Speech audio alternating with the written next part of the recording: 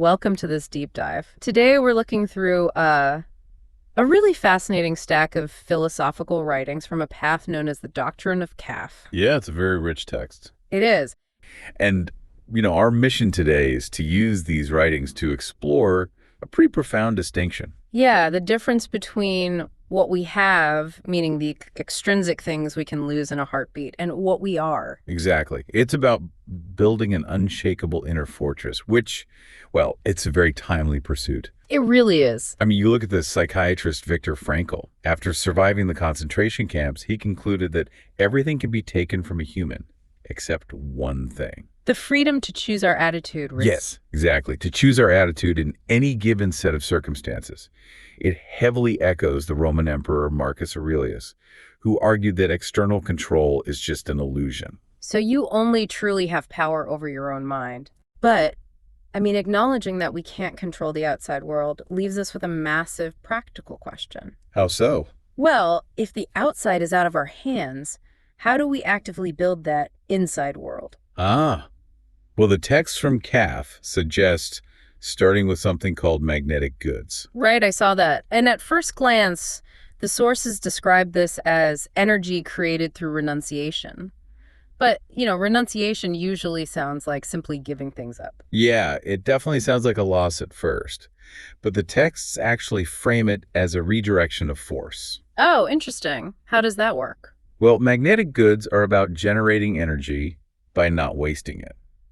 So, for example, they discuss the reserve of speech.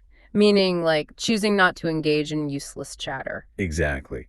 And another method is working for work's sake, meaning doing a job without constantly looking over your shoulder for a reward, applause, or even the ultimate fruit of the labor. Okay, let's unpack this. Is this like treating our daily grind as a battery that powers others rather than just, a transaction for a paycheck? Yes, that is a perfect way to put it, because if your energy is going into the task itself, without you needing a constant recharge of external praise, you become entirely self-sustaining. Oh, wow. That makes me think of Pedro Pablo Opica, the bricklayer of God. Ah, yes.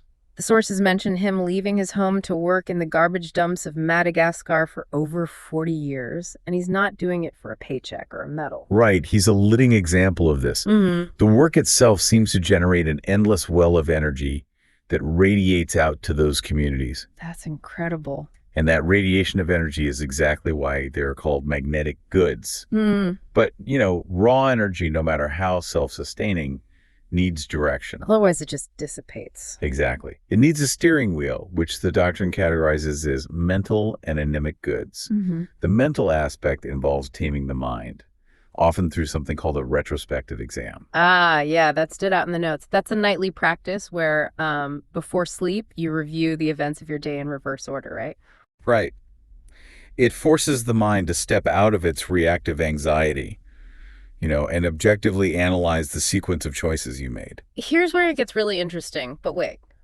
The anemic goods, like the emotional side, is where I need to push back a little. Okay, go for it. Well, the texts talk about finding emotional independence through the mysticism of the heart, and that includes the gift of forgetting our emotional baggage.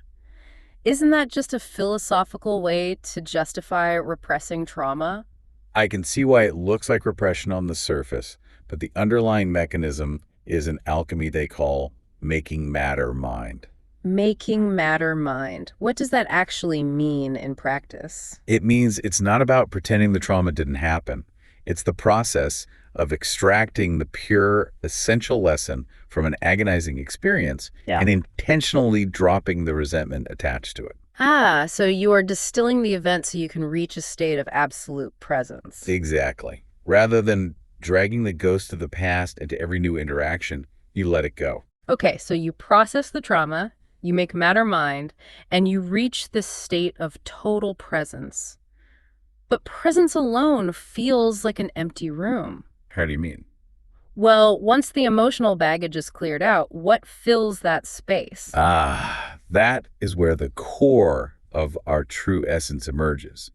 What the texts call spiritual goods. And these aren't external acquisitions, right? They're intrinsic resources. Exactly. They function as tools you uncover.